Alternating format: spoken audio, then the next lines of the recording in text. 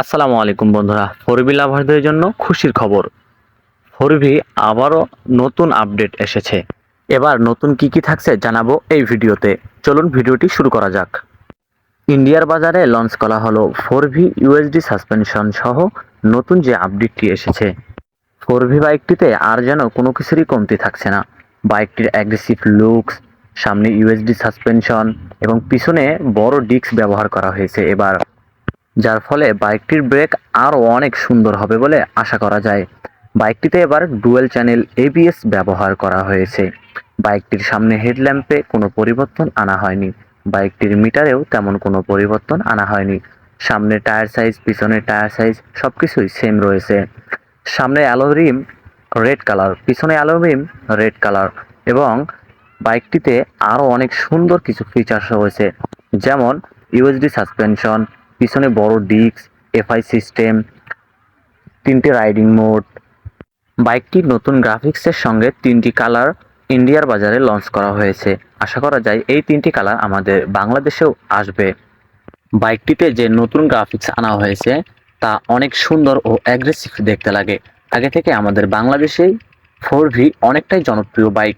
এবার ফোরভি আরও জনপ্রিয় হয়ে উঠবে আমাদের এই বাংলাদেশে এই বাইকটি যদি লঞ্চ করা হয়। ফোরভি স্পেশাল এডিশনের মতোই এই বাইকটিতেও 3 স্টেপ অ্যাডজাস্টেবল ক্লাচ এবং 3 স্টেপ অ্যাডজাস্টেবল ব্রেক লিভার ব্যবহার করা হয়েছে, যেটি রাইডারদের জন্য অনেক সুবিধাজনক। বাইকটির ফুয়েল ট্যাঙ্ক ক্যাপাসিটি আগের মতোই থাকছে। বাইকটির সামনের চাকায় যে ডিস্ক ব্যবহার করা হয়েছে 280 মিলিমিটার, বাইকটির পেছনে ব্যবহার করা হয়েছে 230 মিলিমিটার ডিস্ক ব্রেক, যেটি অনেকটাই বড়। এছাড়া তেমন কিছু বাইকটিতে পরিবর্তন করা হয়নি।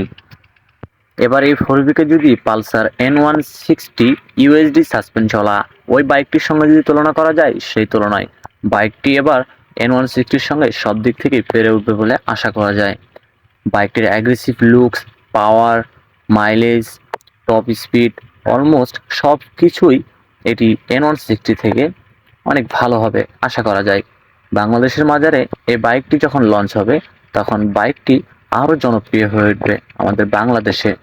বাইকটিতে ইউএসডি সাসপেনশন থাকায় বাইকটির কন্ট্রোলিং আগের থেকেও অনেক মজাদার হবে। তো আজকের এই ভিডিওটি এখানেই শেষ করি। আশা করি অনেক ইনফরমেটিভ ছিল। যদি ভালো লেগে থাকে প্লিজ চ্যানেলটি সাবস্ক্রাইব করবেন এবং নতুন ভিডিও আসা পর্যন্ত অপেক্ষা করবেন। আসসালামু আলাইকুম ওয়া রাহমাতুল্লাহ।